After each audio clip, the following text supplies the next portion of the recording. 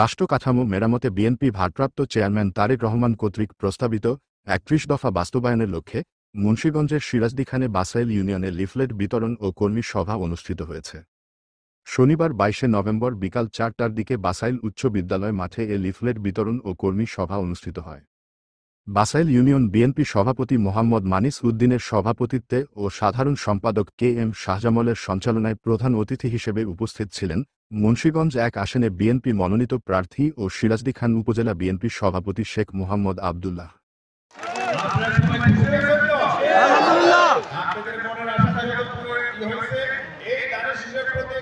বিশেষ অতিথি হিসেবে উপস্থিত ছিলেন উপজেলা বিএনপি সাধারণ সম্পাদক এম হায়দার আলী,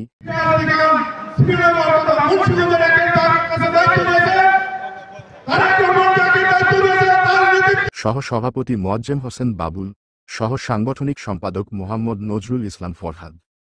আরও উপস্থিত ছিলেন উপজেলা বিএনপি যুগ্ম সাধারণ সম্পাদক আতাউর রহমান হাওলাদার, মুন্সিগঞ্জ জেলা স্বেচ্ছাসেবক দলের সাধারণ সম্পাদক সিদ্দিক মোল্লা।